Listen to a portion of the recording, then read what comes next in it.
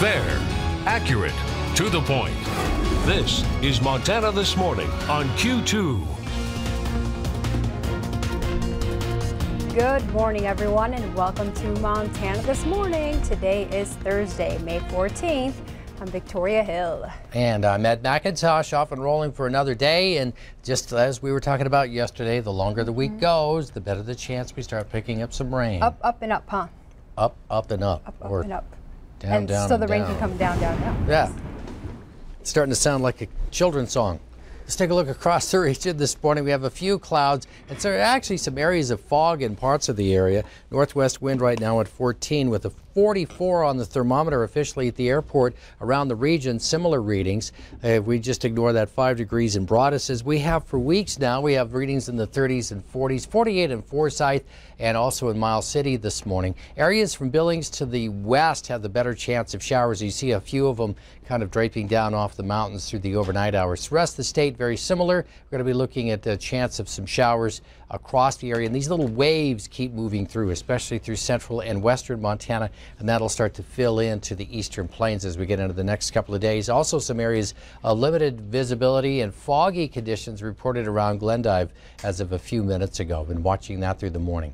Today we're going to be watching temperatures move up into the low 60s, and the chance of showers starts to go up, and once the chance of rain moves in, looks like it wants to stick around through the weekend. We'll talk more about that coming up in a few minutes. All right. Well, we have quite a few stories to get to this morning, so I'll jump on over to those, Ed. Thank you. Okay. Thanks, Victoria.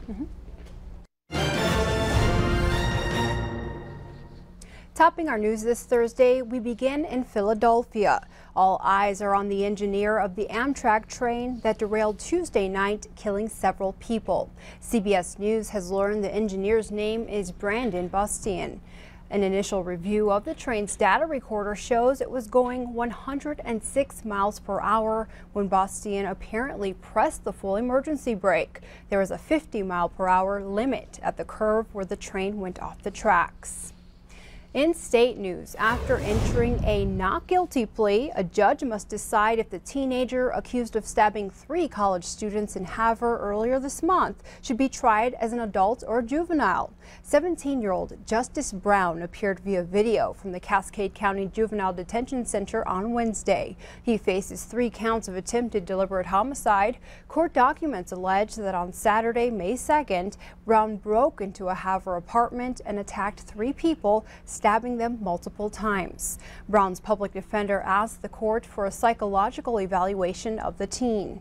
A transfer hearing is set for late June that will determine whether Brown's case will stay in juvenile court. While Brown remains in custody, his victims continue to recover. 20-year-old Alicia Schneid, 19-year-old Sam Mix, and 19-year-old Taylor Woolman are making great progress. Schneid and Mix have been released from the hospital. Woolman suffered 26 stab wounds and is now in Denver for further treatment. Jim Potter from MSU Northern says many at the college are still in shock by the violence of the attack, but he adds that the university has stayed in contact with the families and are looking forward to the students' return. The university is also working to organize a fun run and walk on May 23rd to help raise money for medical expenses of all 3 students. Well, smartphone apps and driving services like Uber are making their way to Montana. Last Friday, Governor Steve Bullock signed Senate Bill 396 into law. The smartphone app Uber allows those in need of a ride to quickly connect via their mobile device. The high number of annual DUI arrests and alcohol-related deaths in the state had local legislators exploring options for prevention. I hope lots of folks will choose safe rides home and not drink and drive in Montana. And I hope that there will be competition among taxi cabs, and I hope that folks will have the choice if they want to take Uber in Montana. Uber is expected to be up and running in Montana by this fall. Before we get to break, it's National Police Week and MTN has a crew in Washington, D.C. where events to honor the fallen are underway. On Wednesday night, a candlelight vigil was held for the 273 officers who have given their lives serving communities in the past year. One officer being honored is late Cascade County Sheriff's Deputy Joe Dunn, whose name is one of many added to the National Memorial. His wife, Robin, and the couple's children were able to see Joe's name inscribed into the memorial on Wednesday. The Dunn family, along with Sheriff Bob Edwards and two of Dunn's fellow deputies, were escorted by local police upon arriving earlier this week. Dunn was killed last August when he was struck by a car driven by a wanted fugitive who was leading Great Falls law enforcement on a high-speed chase. Be sure to stay with us later on the show. MTN's Shannon Newth is at the memorial and will bring us more. Thank you so much for waking up with us here on Montana this morning. Coming up in a few minutes, a shoe factory fire in the Philippines kills 72 workers. What caused the blaze? We'll tell you coming up. It's now 45 degrees here in downtown Billings, and the time is now 5:35. But up next, Ed will have a look at today's weather forecast.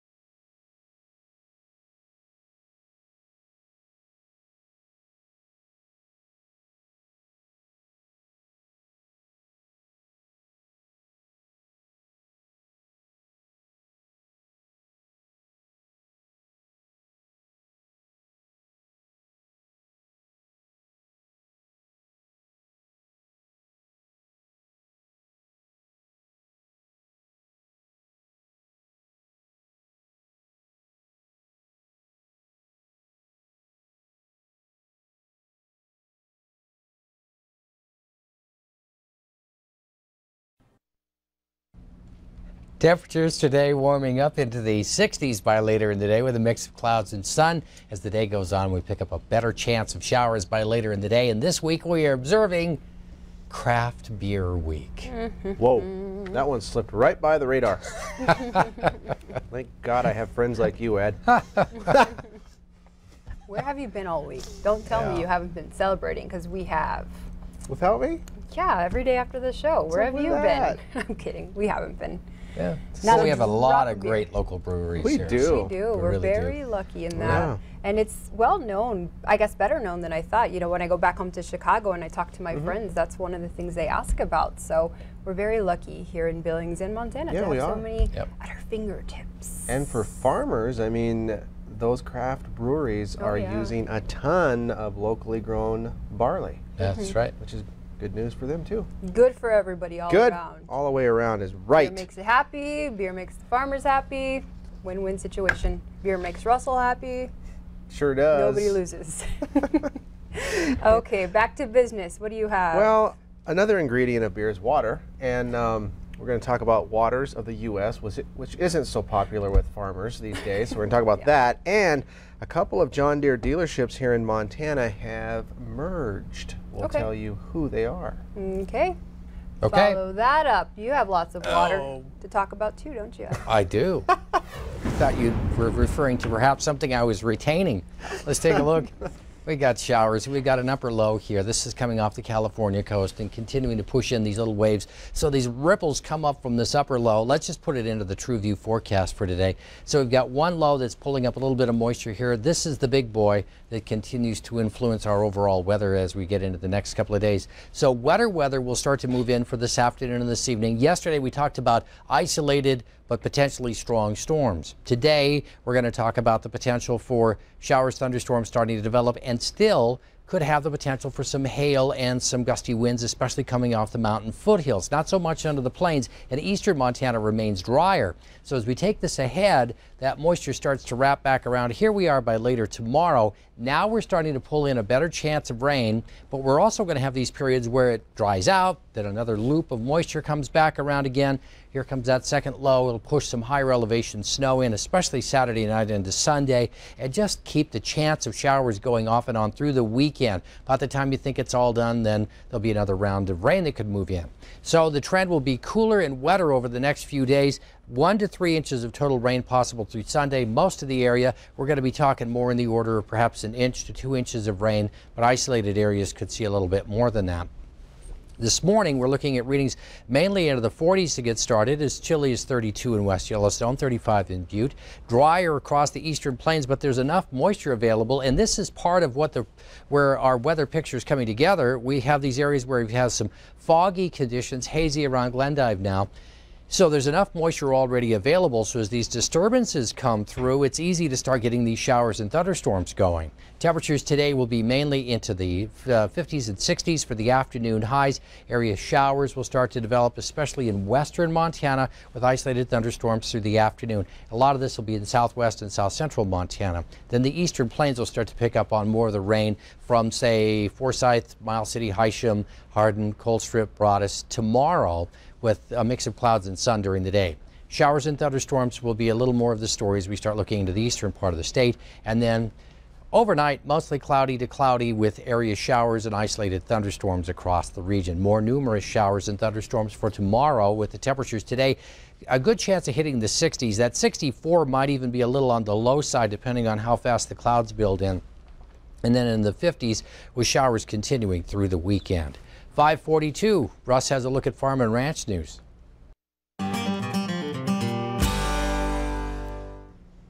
Thank you, my friend, and good morning, everyone. Well, the House of Representatives has passed the Regulatory Integrity Protection Act by a vote of 261 to 155.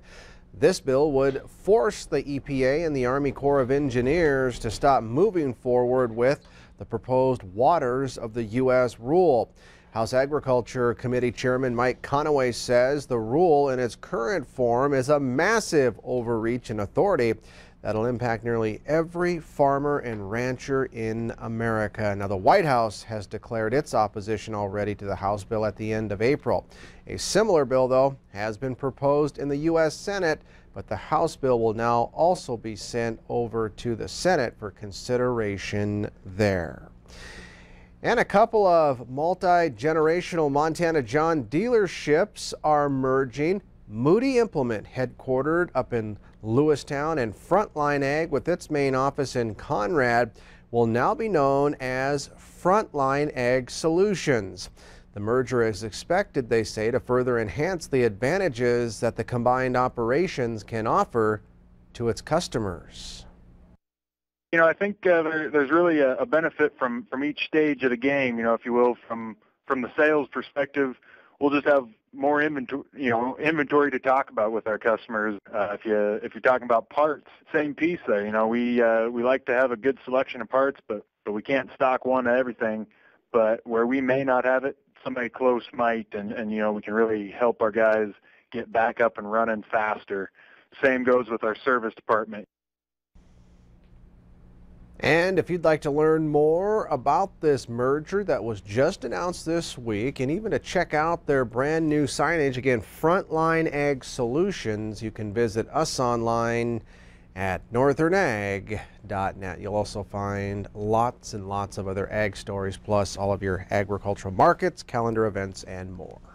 Let's go ahead and take a look back at some of those ag markets from yesterday. Still awful quiet out there in cash cattle land, but hey, locally yesterday in Billings at the public auction yards, they had about 3,100 head of cattle, a nice run of feeder steers and heifers. In fact, they said with forecasted rain for the weekend, many buyers seem to have grass fever as they aggressively bid those feeder cattle higher. And out here in these parts, having grass fever is a lot better than having swamp fever. Anyways, cash hogs yesterday across the western corn belt were steady, 51 up to 53 cents. Finished lambs topping at $1.57. Wrapping things up with the grain markets. I apologize, Bob Cook. He's a avid viewer. He's sitting at home watching this right now, wondering where swamp fever came from. But anyways, grain markets yesterday a little bit higher as well. July winter wheat up 1 3/4 at 5.08. July spring wheat up 4 at 5.44. Corn futures for July up a penny or so at 3.62. That's going to do it for now. Stay with us because we have a lot more headed your way when Montana This Morning continues.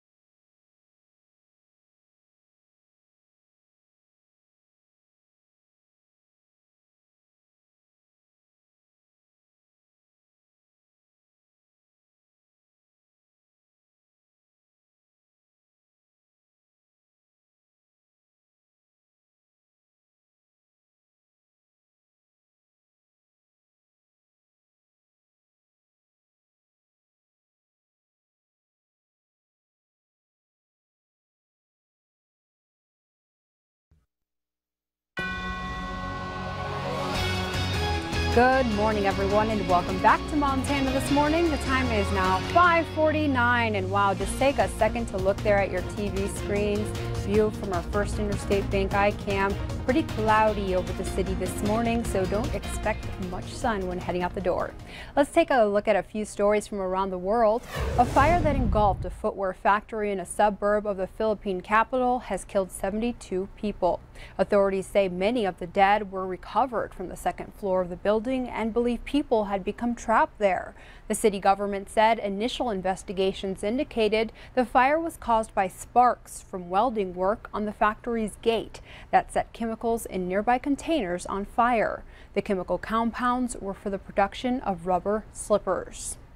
A U.S. citizen was among the 5 people killed yesterday when a gunman stormed a hotel in Kabul, Afghanistan.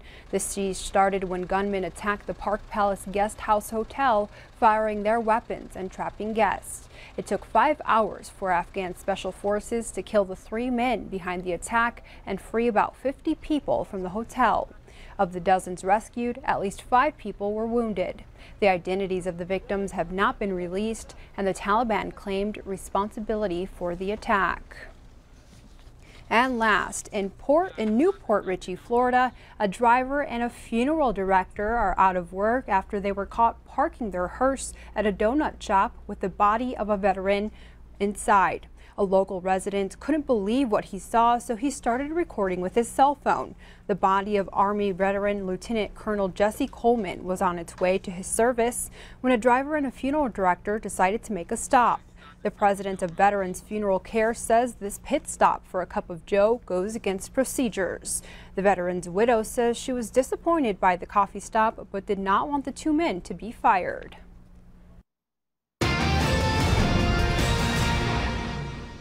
In today's business news, the big bucks can be found in the arts. Jill Wagner has the details in your Money Watch report.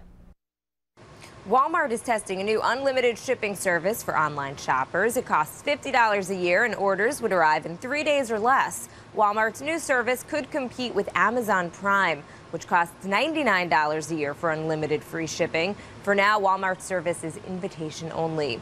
Starbucks is denying reports that its mobile phone app was hacked. Some media outlets pointed to 2 particular cases and said cyber criminals used the Starbucks payment system to drain money from accounts and steal card information. Starbucks says that's not true and couldn't comment on specific customers. It's getting easier to earn frequent flyer miles. A new survey of the world's biggest airlines finds that 74% of flights have seats available for rewards. That's up from just 66% back in 2010. And fine art is big business. Christie's had the art world's first $1 billion week after the auction house sold $658 million in contemporary art last night. On Monday, Picasso's Women of Algiers sold for $179 million, setting a world record for a single piece of artwork at auction.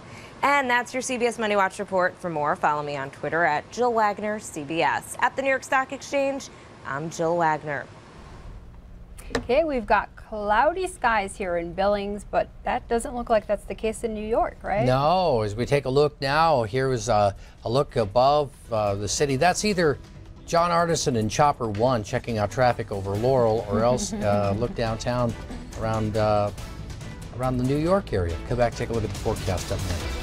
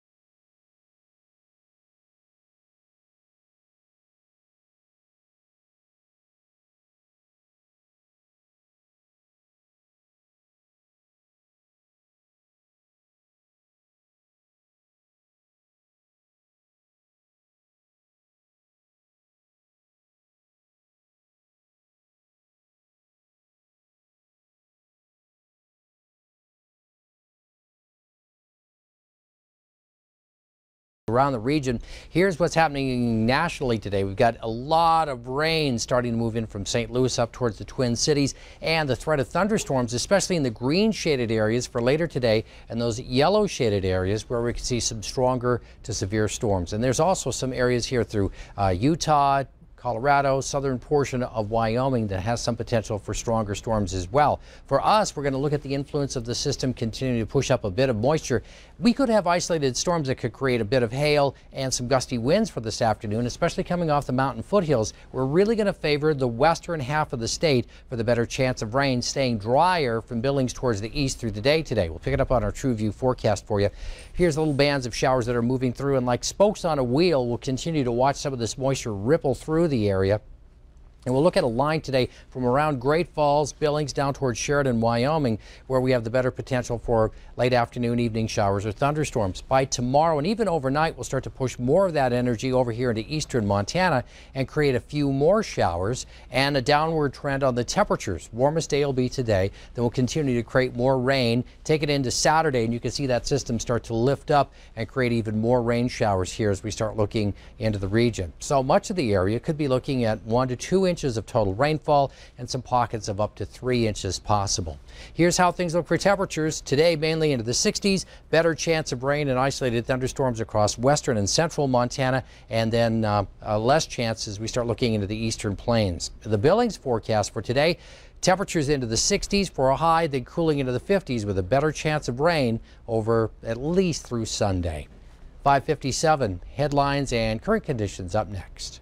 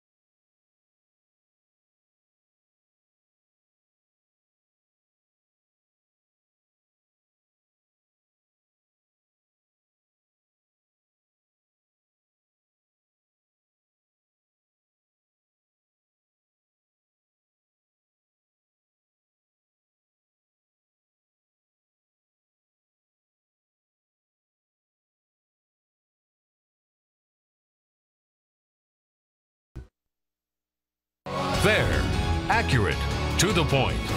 This is Montana This Morning on Q2.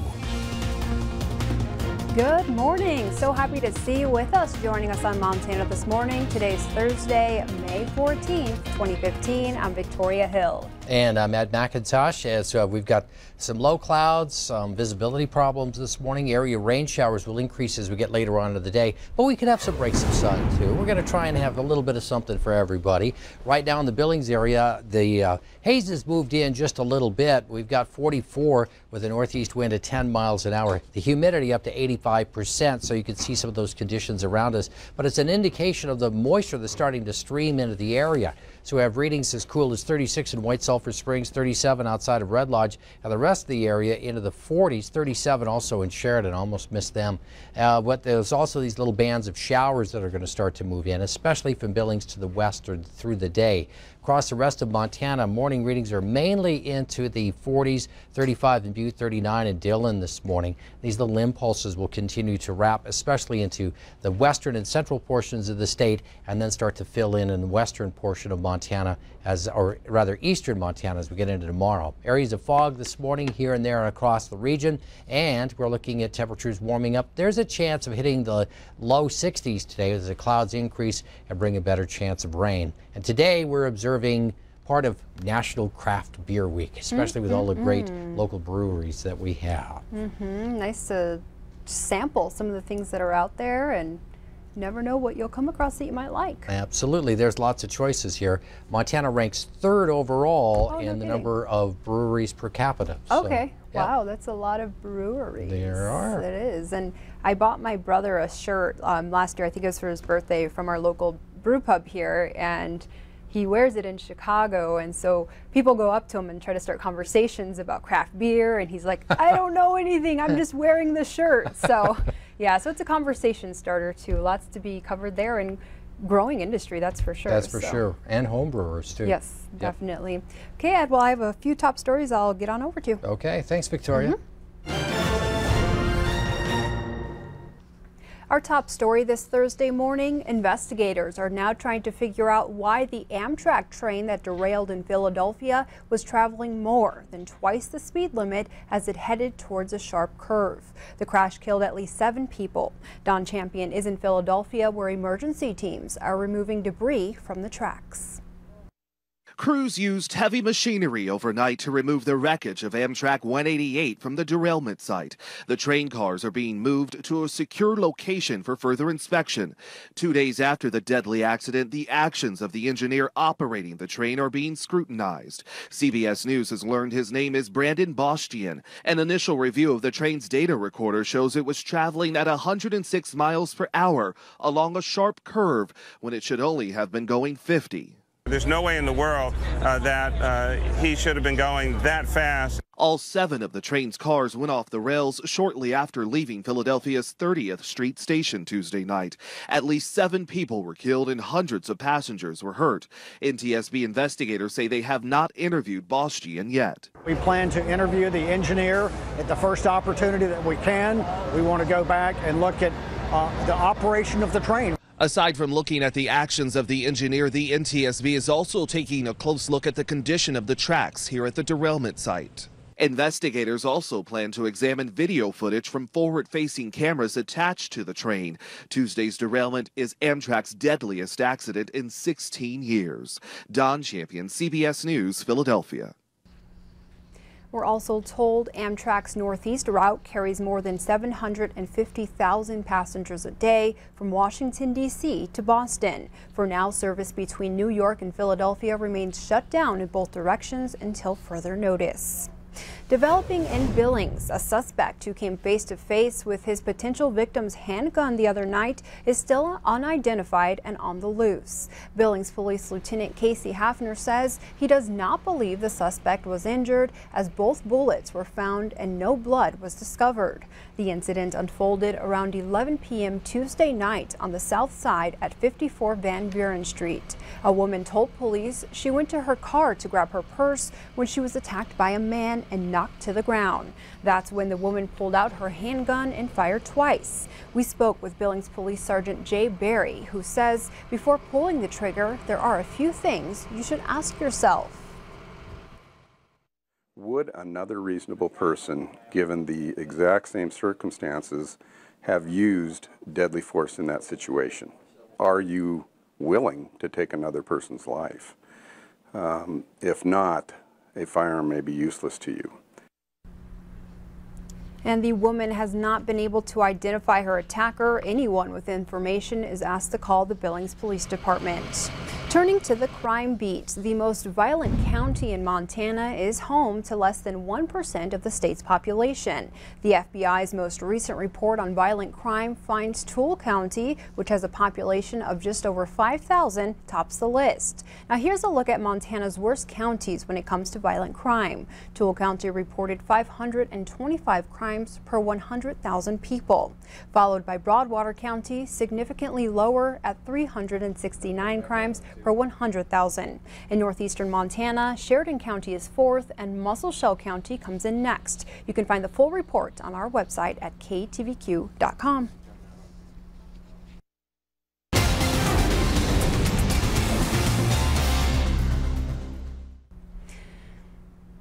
It's a visit with mom only a small percentage of the population can understand. You empty your pockets, go through a metal detector, and get escorted by a guard. The Montana Women's Prison here in Billings has a program that allows children to visit with mom in a one-on-one setting.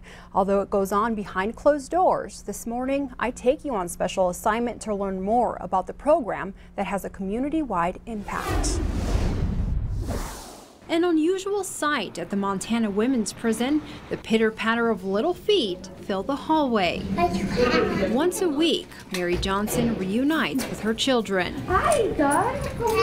I've had my one-on-ones for a year now, and it's brought me closer to my kids. Last year alone, 214 mothers at the prison were able to visit with their children just like Mary. Hi. It's part of the prison parenting program operated by the Family Tree Center. The bulk of that is education and helping moms stay connected with their kids, build the connections that exist so that when they get out, they have that platform. In a room away from her cell, the program offers space for parenting. No, David. Reading, cooking, playing, and talking. It's there. Mary has 2 hours once a week with her 2-year-old son and 7-year-old daughter. Makes my day go a lot better when I get to see them. I anticipate this day every week, so. To get here, each mother is required to take a series of classes. The program is so popular, in fact, there's a waiting list. It's probably 4 months out before they can even start it. We don't have a huge area. We can only do what we can do. In a list by the U.S. Centers for Disease Control and Prevention, there are 10 adverse childhood experiences that are known to create chronic diseases and have a traumatic impact, both mentally and socially. A parent behind bars is one of them. It has a direct impact on heart disease, liver disease, lung disease. So these are critical problems not only because we have to worry about the mental health, but also because of physical health. More than 1.5 million children in the United States have at least one parent serving a sentence. Studies show because of prison parenting programs, the risk of a child committing crimes later down the line is reduced. One of the things we worry about is passing on from one generation to another generation sort of circumstances that are in some way potentially avoidable. Circumstances that 19-year-old Asia Morris did not want to experience for herself. It definitely opens your eyes to something that you don't want to be a part of. Visiting her mom at the prison from the age of 7 to 13, that same program Mary's children use for weekly visits is the glue that kept Asia's family together. Who knows if I even would have went back to her after she was released, because we wouldn't have had a bond like we do. But it's not just about the kids. Specialists say prison parenting programs serve as a therapy and intervention for mom. It reduces the recidivism, so that means women are going back into the community and not reoffending, and hopefully not getting sent back to prison. Of course, the success of the program relies heavily on mom. Mary feels it steered her in the right direction, offering promise of a better future. I'm thankful for this program, I should say, because if I wouldn't have had it, I wouldn't have seen my kids like I do. I wouldn't have the relationship I have with my kids, and I'm thankful for the people that are a part of this parenting program. And there is some good news to share. Since the story was shot, Mary has completed her sentence at the Montana Women's Prison and is now in the Passages program, which is one step closer to returning home and using her learned skills as a mom 24 hours a day, 7 days a week. This Montana Women's Prison parenting program is just the tip of the iceberg. There's also a long list of programs available to parents outside of the prison to help with all sorts of issues that come up along the way. I encourage you to reach out to organizations like the Family Tree Center for that extra guidance. And now on a lighter note, before we get to break, looking to take a road trip? If you love chocolate, we've got just the thing to get you packing. A new exhibit opens at the Museum of the Rockies this weekend. It's named Chocolate and has been a popular exhibit around the country and satisfies much more than your sweet tooth. We're also told they will pump in the smell of chocolate to museum goers. I think many of us will be eating chocolate all summer long as a result of the exhibit. The exhibit itself is bigger than just the chocolates that you find on your table. So it's looking at the first civilizations that used that cacao bean all the way through how it impacted even World War II and then its production today. Chocolate, the exhibit, will open to museum members starting at 5 p.m. on Friday evening and then to everybody on Saturday, and it will run through Labor Day. Stick with us here on Montana This Morning. Still ahead, we take you to Washington, D.C. for National Police Week and remember those who gave their lives on the job. It's now 45 degrees here in downtown Billings and the time is now 6:12. But first, today's ag and weather together. Then John Arneson will join us with your Road Watch report.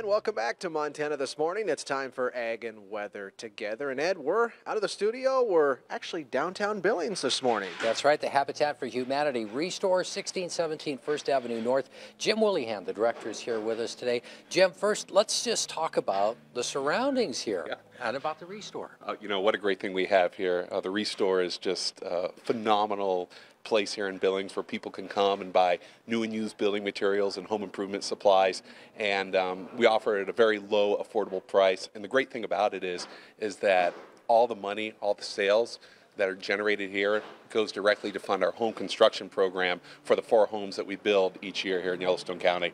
So obviously it plays a very, very important role for the overall mission of Habitat for Humanity. Oh, absolutely. You know, without the Restore and without the generosity of folks donating so many items and also shopping here, we wouldn't be able to build the homes that we do. We wouldn't be able to do low-income housing here in Billings and throughout the county. So we're very appreciative. We're very proud of the Restore and what the community has helped it grow and to become. It's a wonderful thing. We really, really love it. Now, the reason we came down now, we've been meaning to come down and look at the Restore for a long time, is the big event coming up this weekend, the Bash. Yeah, we got a big, big event coming up. 400 people this Saturday at the Crown Plaza at 5:30. It's our premier fundraiser, Bash, which stands for Building a Stronger Habitat for Humanity. And Bash helps us fund, also helps fund the homes that we build for the rest of 2015, but also going into 2016 as well. So it's a great time. We're going to have a live silent auction, a big dinner. It's a lot of fun, and somebody's going to win a big prize. Somebody's going to go to either, they're going to go to, let's see, there's so many prizes this year that we're offering. We're going to go to Sonoma for a backcountry railway tour. Let's see, Costa Rica, and Banff up in Jasper. Yeah. So Banff and Jasper area in Canada. Well, no doubt a lot of fun this weekend here in town. And obviously, if somebody wants to get more involved with the program or maybe make a contribution, how do we learn more about Habitat for Humanity here in the Valley? Great question. So there's lots of ways you can get involved with Habitat. You can give us a call here at the office, 652-0960. You can contact Amy. She's our volunteer coordinator. And probably the most best and easiest way is to come down to the Restore and shop all these great things that we have, because, again, it goes directly to our home construction program for low-income families here. So that's the best way. You get something, we get something, and you're helping out a family purchase their home through Habitat. All right, sounds good. Thanks, Jim. I don't know about you, but I, for one, am finally glad we made it down here to see it firsthand. Absolutely, and I'm going to pick up I don't know, maybe a vanity while I'm here. Oh, wait, I've got enough vanity already, don't I? Yeah. Let's turn to John and find out see what's happening with traffic. All right, guys, thank you very much. Love that store. Go there all the time. This Road Watch update brought to you by Conlon's Furniture, bringing home style, quality, and value for over 75 years. Hey, we do have a 2-vehicle injury accident out on 5 Corners on Highway 312 northeast of Billings, heading towards Huntley and Ward. In that area, police are on the scene and wreckers are en route. Hey, the 6th Avenue bypass remains closed from the intersection of Aronson Avenue to 6th Avenue until June the 10th.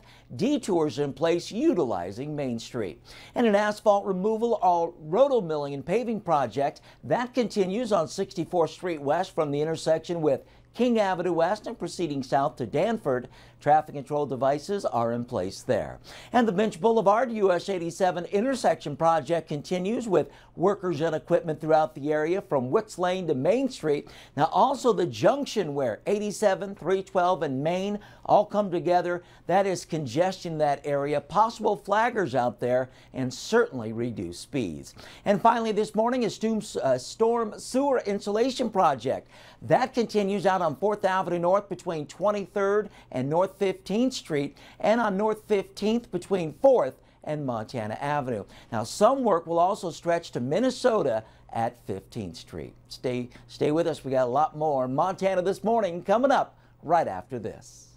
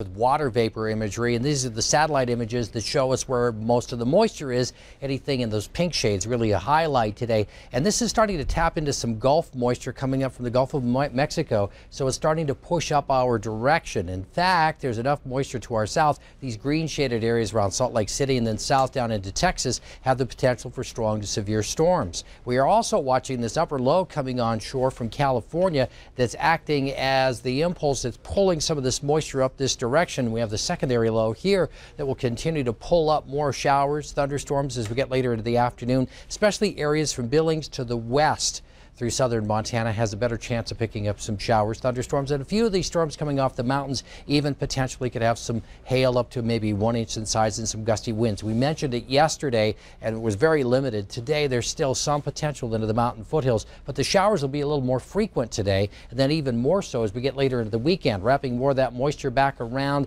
we'll start to look at an increase in showers and a decrease in temperatures as we start getting into tomorrow. And occasionally you could see some stronger storms out of this as well. So the potential of 1 to 2 inches of rain should be fairly common through the weekend total. And a few areas could see as much as 3 inches, especially favoring southern Montana. You see western Montana starting to pick up some of it. The areas from Billings to the east, less likely to start off with the showers, but then the chance of rain will start to increase, especially late tomorrow into Saturday. This morning, we're looking at temperatures mainly in the 40s, and we do have some visibility problems as well. A lot of mid-40s, 44, 47, very popular numbers in eastern Montana this morning, but warming up into mainly the 60s by later in the day, and the showers starting to increase across western Montana. Here in our area, we'll be looking for temperatures today mainly into the upper 50s, 60s, and a mix of clouds and sun. A little drier to the east, a little better chance of showers or thunderstorms where the mountains can act as a trigger for later in the day and pick up on some of that moisture. In the Billings area, a chance of late day showers or thunderstorms on the increase, and then a good chance we'll see showers off and on Friday, Saturday, and Sunday. Don't expect it to rain the whole time, but there will be off and on showers and much cooler. Okay, we'll be ready for those. I've got my rain jacket hanging right at my house and my umbrella in my car at all times. So I can't say that's true. I don't. I don't even know if I have a rain jacket. Rain jacket, rain boots. Gotta have them all. Yeah, I have muck boots. Muck boots. There you go. Gotta have those. Those are good for anything you want to go do. Fishing, hunting. The galoshes, not to be confused with goulash. No. Which, by the way, sounds delightful right now. Yes, it does. Okay, let's get to some anniversaries and birthdays to find out who's celebrating today. We have Trish and Sarah, or Trice maybe, and Sarah Lee's celebrating 9 years together. And birthdays for today, we're going to start off with Allie Schlepp, who's the niece of Travis, who's up running audio for us today. Oh, look at that. Oh, great picture. Adorable. It is a great picture. Happy birthday, Allie. She's 9. Very cool. Jerry Kinn's father is 50 today, and Foxy Mary Jo Moreau is 74. All right. Quentin Todd Whiteman is turning 44. Julia Short, 90 years young. Happy birthday. And turning 68 is Bob Hansen. Okay, and if you have a birthday or anniversary, you can mail them in, call them in, or go to our website. Go under the community tab, click on birthdays or anniversaries, and submit it. Just fill out the form there. Yes. Okay. And if anything else, just send us an email. We'll get it on there. Yeah, we'll get it on there one way or another. We want more of your birthdays and anniversaries. We do. Okay, the time's now 6:26, and coming up after the break, we're going to Washington, D.C., and we're going to show you National Police Week and how that's being recognized over there. We'll be right back after this break.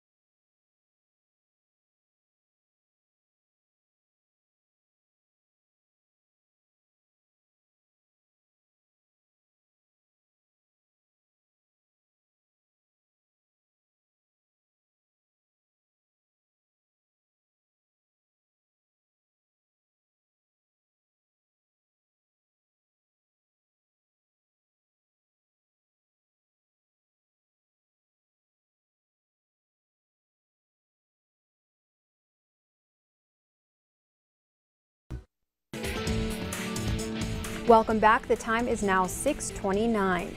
National Police Week is a time to honor law enforcement heroes, both those who are gone and those who still sacrifice daily.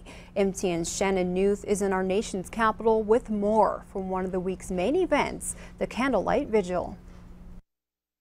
More than 20,000 names line the marble walls of the National Law Enforcement Memorial. Behind each one is a story of a hero and the families and coworkers left behind. James Patrick Morrissey. 273 names. Maloney Willie Wellington Heath. 156 prior year fatalities. 117 names of officers killed in the line of duty in 2014. From Montana, a single name. From the state of Montana, Joseph James Dunn I. An overwhelmingly powerful image of law enforcement officers, survivors, and supporters holding up candles as a symbol of strength and remembrance as a blue light pierces through the dark. The Candlelight Vigil is a very real representation of the bond formed through tragic loss. Knowing my kids are not alone, that we're not alone. Every person you see sitting here is feeling what we're feeling. Gratitude for those who have sacrificed was felt even before the candles were lit, as thousands of people packed the memorial to get a glimpse of the engraved names. Survivors were escorted and given a hero's welcome along the reflecting pool. All the support and the family-like community that's quickly formed is something Robin calls beautiful. We will always be there for you, and like you, we will never stop honoring his or her memory. Hundreds of others from across the United States will bear the burdens and grieve alongside those who've lost a loved one in a way few others can. And to know that they're coming here to hear Joe and to hear his name called and to pay respect to him, it's very special. All of this serves as a reminder you are not alone. Reporting in Washington, D.C., Shannon Newth, MTN News. Thank you very much, Shannon. We'll be right back after this break with more headlines.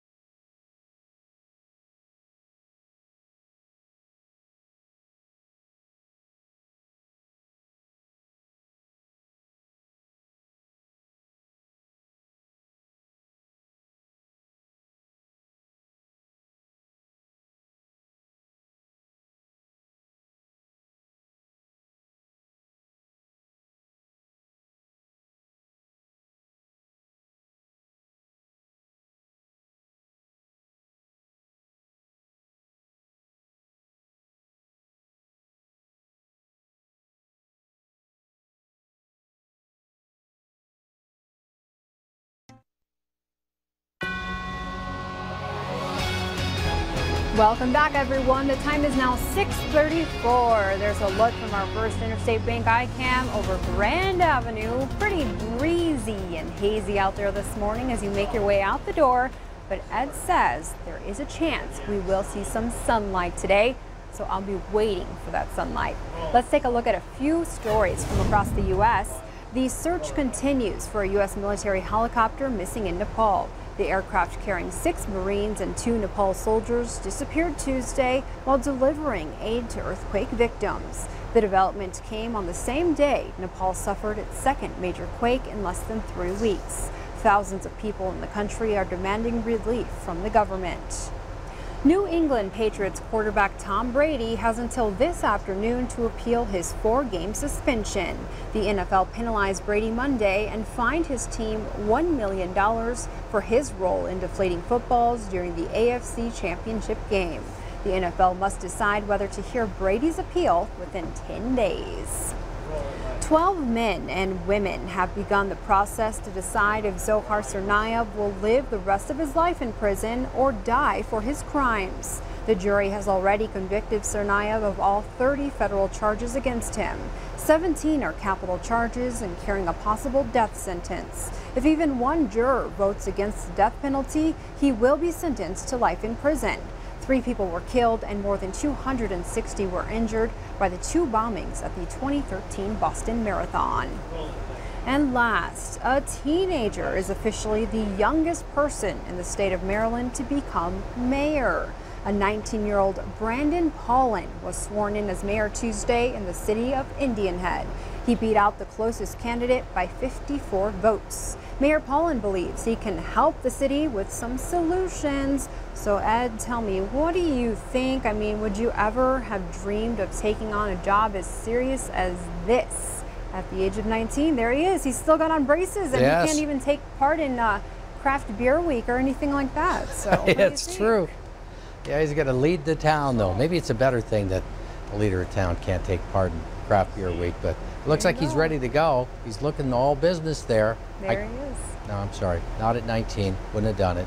Me neither. 55, I wouldn't have done it either. Too much responsibility, but hey, maybe he's young, has fresh new ideas to introduce to the city. So we'll hear about him later, I'm sure. I think we have a feeling, yeah, he might be one of those young guys that's coming up. Let's take a look and see what's going on across the region. And for us, we're going to be talking more about showers, thunderstorms. These areas shaded into green and yellow down in through Texas, a better chance of showers or thunderstorms that could turn severe. It's been day after day. We've been watching that. We even have some areas we're watching for some frost for parts of Denver, or around the Denver area, south towards perhaps Colorado Springs, and then in some green shaded areas where we have the potential for some stronger storms through the southern part of Colorado as well. For our area, what we're really going to be concentrating on are these waves of moisture that will continue to move up like spokes on a wheel that will continue to generate showers here. As we take it through our True View forecast over the next several days, we'll continue to lift up some of that moisture. Bands of showers could develop for tonight. Isolated stronger storms, especially coming off the mountain foothills, that could generate some hail and some gusty winds for this evening. We talked about it yesterday. We didn't see very much, but we've got more of the components in place for even tonight. We told you it'd be isolated yesterday. Today, let's pump it up a little and call it scattered showers and thunderstorms, but drier into the eastern plains. Then tomorrow, more abundant moisture moves up and the chance of thunderstorms goes down, but we'll have some pockets of some heavier rain and more scattered showers, and that continues right into Saturday when eastern Montana, you get a little bit more in the act and continue to watch that chance of rainy conditions develop here as we get into the weekend. But across the area for today, we'll be looking for temperatures mainly into the 60s for the afternoon highs, a mix of clouds and sun. Area showers or thunderstorms, perhaps more from Billings towards the west. We'll be looking at that coming off the mountains for the later afternoon. Very hit and miss, but again, they're going to be there. Temperatures into the 60s across the eastern plains with less chance of those storms developing. But by overnight tonight, we'll put in a chance of these showers or thunderstorms. Overnight, we've seen an increase in moisture in the area. So with enough moisture, it isn't going to take very much to start to trip off some of these showers. Cooler tomorrow, highs mainly into the 50s with scattered area showers and some run-of-the-mill thunderstorms in the mix. Readings in the 60s today, potentially tomorrow and through the weekend, only the 50s with rain showers becoming more numerous through the weekend. 6:38, more after this on Montana This Morning.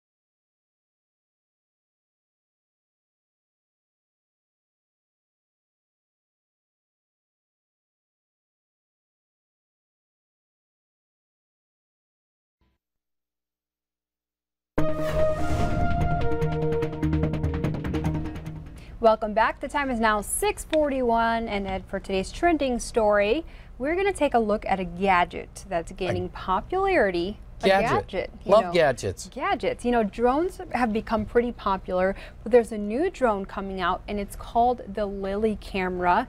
Now take a look. I came across this video on Facebook. Basically, the user turns the Lily camera on and just chucks it up in the air. And he or she, the operator, wears this little device on their wrist, and the Lily cam will follow them. Whoa. Isn't that amazing? You can get the Lily cam to follow you. You can get it to speed up ahead of you, so you approach the Lily cam instead. I heard you can take pictures, it can record your voice, and that's just the next big thing for drones. And I looked up the price. It's taking pre-sale orders right now. Price for pre-sale, not too bad. I read it's $499 on pre-sale, but after June, it's going to cost nearly $1,000. Wow. So you want to take advantage of that if you're into the drones and want something cool and new. And it's even waterproof. This guy's about to kayak. Waterproof. There you go. Throws it right in the water. Oop, there it goes. So if you want some more information, I'm tempted to get one, but I think I'd just try to use it all the time and annoy people. But yeah, check it out, the Lily cam. Lily cam. So could be the next big thing after GoPro. Let's take a look. We'll take our Lily cam out and show you what's going on with the weather right now. Because we got to, I can see myself now doing this all the time, waiting for the Lily cam to come by. Temperatures into the 50s, 60s for the highs today. Showers, thunderstorms, especially from Billings to the west, and then readings into the 60s across the eastern plains. Overnight temperatures tonight will drop down mainly into the 40s, and the showers become more numerous and start to spread into eastern Montana. And again, as we told you yesterday, it looks like a lot of showers and thunderstorms, but just these hit and miss storms during the overnight hours that will continue to scatter more showers, isolated thunderstorms into the area for tomorrow. If we're going to see any strong storms, the best potential is really through this afternoon. And by strong storms, we mean wind gusts maybe 40+ miles an hour, and some hail could be involved with some of it. After that, well, there is a chance of maybe a stray thunderstorm and a little rumble of thunder. It's mainly going to be about rain showers through the weekend. 6:43, headlines up after this on Montana This Morning.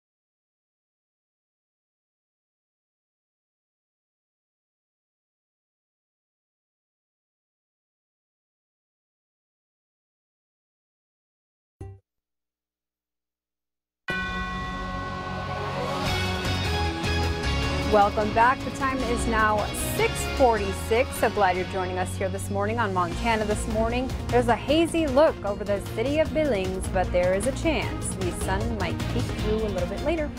Well, topping our news this Thursday, we begin in Philadelphia. All eyes are on the engineer of the Amtrak train that derailed Tuesday night, killing several people. CBS News has learned the engineer's name is Brandon Bastian. An initial review of the train's data recorder shows it was going 106 miles per hour when Bastian apparently pressed the full emergency brake. There is a 50 mile per hour speed limit at the curve where the train went off the tracks. In state crime news, after entering a not guilty plea, a judge must decide if the teenager accused of stabbing 3 college students in Havre earlier this month should be tried as an adult or juvenile. 17-year-old Justice Brown appeared via video from the Cascade County Juvenile Detention Center on Wednesday. He faces 3 counts of attempted deliberate homicide. Court documents allege that on Saturday, May 2nd, Brown broke into a Havre apartment and attacked 3 people, stabbing them multiple times. Brown's public defender asked the court for a psychological evaluation of the teen. A transfer hearing set for late June will determine whether Brown's case will stay in juvenile court. And while Brown remains in custody, his victims continue to recover. 20-year-old Alicia Schneid, 19-year-old Sam Mix, and 19-year-old Taylor Woolman are making great progress. Schneid and Mix have been released from the hospital. Woolman suffered 26 stab wounds and is now in Denver for further treatment. Jim Potter from MSU Northern says many at the college are still in shock by the violence of the attack, but he adds that the university has stayed in contact with the families and are looking forward to the students' return. The university is also working to organize a fun run and walk on May 23rd to help raise money for medical expenses of all 3 students. Now for developing news in Billings, a suspect who came face to face with his potential victim's handgun the other night is still unidentified and on the loose. Billings Police Lieutenant Casey Hafner says he does not believe the suspect was injured as both bullets were found and no blood was discovered. The incident unfolded around 11 p.m. Tuesday night on the south side at 54 Van Buren Street. A woman told police she went to her car to grab her purse when she was attacked by a man and knocked to the ground. That's when the woman pulled out her handgun and fired twice. We spoke with Billings Police Sergeant Jay Berry, who says before pulling the trigger, there are a few things you should ask yourself. Would another reasonable person, given the exact same circumstances, have used deadly force in that situation? Are you willing to take another person's life? If not, a firearm may be useless to you. The woman has not been able to identify her attacker. Anyone with any information is asked to contact the Billings Police Department. Now staying on the crime beat, the most violent county in Montana is home to less than 1% of the state's population. The FBI's most recent report on violent crime finds Toole County, which has a population of just over 5,000, tops the list. Now here's a look at Montana's worst counties when it comes to violent crime. Toole County reported 525 crimes per 100,000 people, followed by Broadwater County, significantly lower at 369 crimes per 100,000. In northeastern Montana, Sheridan County is 4th, and Muscle County comes next. You can find the full report on our website at ktvq.com. Billings Police Chief Rich St. John is now utilizing social media as a way to connect with local citizens. The chief's 3-day Facebook communication wrapped up Wednesday evening. For several years, the chief has held in-person chat with the chief sessions. Chief St. John says taking time to talk with the public builds up goodwill for the police department. I did find that some people were maybe a little more emboldened in their comments and criticisms, but for the most part, the lion's share of all the messages I got were questions asking about procedure, or what can you do about traffic, or what can you do about this problem or that problem, and that's exactly the dialogue that I get from the in-person things, and exactly the information that I'm looking for. And St. John tells us he plans to use social media, radio, and the Chat with the Chief Talks on a quarterly basis to keep in touch with Billings residents. Smartphone apps and driving services like Uber are making their way to Montana. Last Friday, Governor Steve Bullock signed Senate Bill 396 into law. The smartphone app Uber allows those in need of a ride to quickly connect via their mobile device. The high number of annual DUI arrests and alcohol-related deaths in the state had local legislators exploring options for prevention. I hope lots of folks will choose safe rides home and not drink and drive in Montana. And I hope that there will be competition among taxi cabs, and I hope that folks will have the choice if they want to take Uber in Montana. Uber is expected to be up and running in Montana by this fall. Now in other local news, 41 hardworking students in the Billings area are getting some recognition by the YMCA. The Billings YMCA played host to the future leaders of our community on Wednesday. Each year, the Y partners with Billings School District 2 and other public and private schools in the area to honor students who excel in academics, community activities, and leadership skills. Principals and support staff select the students. YMCA CEO Tina Postel said it's important to celebrate leadership much like we celebrate athletics. Well, wrapping things up this morning, we take you to Orange County, California, where one mom is now an internet sensation, all because she decided to lip sync her daughter's pre-bedtime tantrum. Take a look. The outburst happened during 4-year-old Danielle's bedtime routine. Mother Jennifer said she knew exactly what her daughter was going to do. There are some critics saying she's a terrible mom for doing this, but since the video, Danielle has not had a major tantrum, and Jennifer says it might just be because she finally could see what she looks and sounds like. So I thought this was so funny, Ed. I'd be tempted to do the same thing. I'm not a parent, but if it happens, those tantrums, I mean. She pretty much knows the drill there, doesn't she? She does. Yeah, I've heard this all before. Yeah. Facial expressions and all right on cue. So I guess it worked. It paid off. The daughter isn't throwing as many tantrums. So there you go, parents. There's an idea. If you want to show their kids what they look like when they're throwing a tantrum. That's right. Now maybe you'll try the same thing with me. Who knows?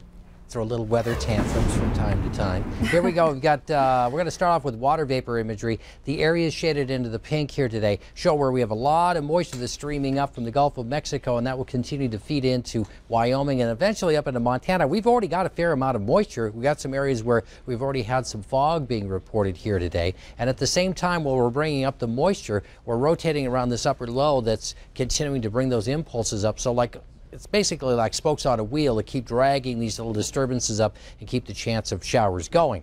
We're going to see more of that through the day today into this evening and then continue to develop it into tomorrow. For later today, the best chance of showers or thunderstorms are going to be into the mountains and the foothills. Some of that could push into the plains, but most of it is going to stay in areas from Billings to the west. A little clearer as we look into the eastern plains. Here we are by 6 o'clock tomorrow. The showers have become more numerous across eastern Montana, and really southern Montana is going to get a lot of this as we start looking into the weekend. We'll get a reinforcing shot of moisture, starts to pull more and more of those showers in as we get in towards the weekend. So eastern Montana, you'll start off a little slower on this and then start to pick it up a little bit by the time we start getting into Saturday and Sunday. By the time we get through Sunday, much of the region will see an inch or two in total accumulation of rainfall, although some areas could see up to perhaps in the order of 3 inches. And then they're going to be very hit and miss, so don't expect it to rain all weekend, but periods of rain, then a break, and then a little more rain starts to move back in again. Temperatures this hour are mainly into the 40s, 35 in Butte, 39 in Dillon. On the cool end of things, we're at 44 at the airport in Billings, 37 in Sheridan, but 47 in Miles City and Baker, 46 in Livingston this morning, mid-40s through most of northeastern Montana. So it's really this area from, say, Lewistown, Billings towards the east that stays a little bit drier overall today. And then areas of northwest Montana also could see perhaps some breaks in the showers. We're going to start to see more and more of the rain start to develop here from Billings off towards, say, Butte, Bozeman, down into the northern part of perhaps Wyoming and into southern Idaho. Showers will just start to develop, partly because we got a fairly good amount of moisture. We got a little haze around Billings. Thanks for your report, Janet. Report around the Broadus area, some haze and some fog also developing around Miles City up towards Glendive. Temperatures today will be into the 60s for most of the highs. Better chance of showers or thunderstorms will stay in western Montana, although it's not out of the question to pick up a little bit of moisture into the eastern plains. It just won't be as numerous. By this afternoon, we're looking for highs into the 60s. Showers or thunderstorms mainly into the high elevations and the foothills start to push down during the evening hours. And then overnight, scattered area showers or thunderstorms. Not everybody's going to get something overnight, but everybody has the potential for something during the overnight hours. And then tomorrow, hit and miss showers, isolated thunderstorms, although the potential for strong to severe storms really drops off after tonight. We're not really looking at much more than maybe a little rumble of thunder. Temperatures into the 60s for today and then 50s with area rain showers becoming more likely Friday, Saturday, and Sunday. 6:57, John has traffic. Thank you, Ed. Good morning. This Road Watch update brought to you by Kitchens Plus on South 29th Street West. Well, we do have a 2-vehicle injury accident outside of Billings, out near 5 Corners. That's out on Highway 312. That would be northeast of Billings, like you're heading towards Huntley and Warden. It's kind of out there by the bowling alley and that convenience store. 5 points, 5 Corners. Police on the scene. Wreckers are en route. We do have medical that has left the area. 6th Avenue bypass remains closed from the intersection of Aronson Avenue to 6th Avenue until June the 10th. Detours in place utilizing Main Street, and an asphalt removal or rotomilling and paving project that continues on 64th Street West from the intersection with King Avenue West and proceeding south to Danford. Traffic control devices are in place. And the Bench Boulevard US 87 intersection project continues with workers and equipment throughout the area from Wicks Lane to Main Street. Also the junction where 87, US 312 and Main Street all come together. That is congestion in the area. Possible flaggers out there during very busy days. And finally, a storm sewer insulation project continues on 4th between North 23rd Street and North 15th, and on North 15th between 4th and Montana. Work will also stretch to Minnesota at 15th Street. That's a look at traffic. Let's see what's coming up on CBS This Morning. Coming up, we'll talk to the head NTSB investigator of the Amtrak train derailment and look at the technology that could have slowed the train down. Plus, the Iraq War's potential impact on a Jeb Bush presidential campaign. More real news coming up on CBS This Morning next.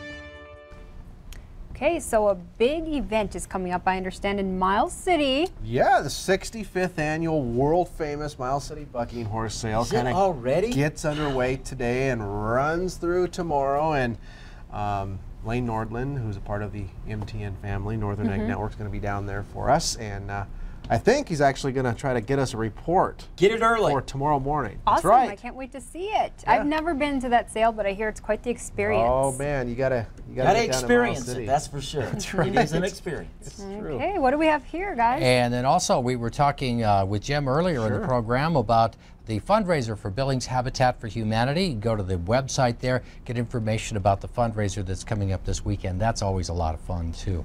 Temperatures are going to be warming up into the low 60s today. Showers, at least the potential for it later on into the day. Well, doesn't that work out? And it does for National Craft Beer Week, especially with the Bucking Horse. Everything works out with National Craft Beer Day. It does. It does. I tried this grapefruit beer once. Sounds kind of funky. Grapefruit. It was delicious. It is good. That's all I've been thinking about all Let's morning. talk more about it after the show. We will. We will. All right. Well, have a great day, everyone. Here's CBS This Morning.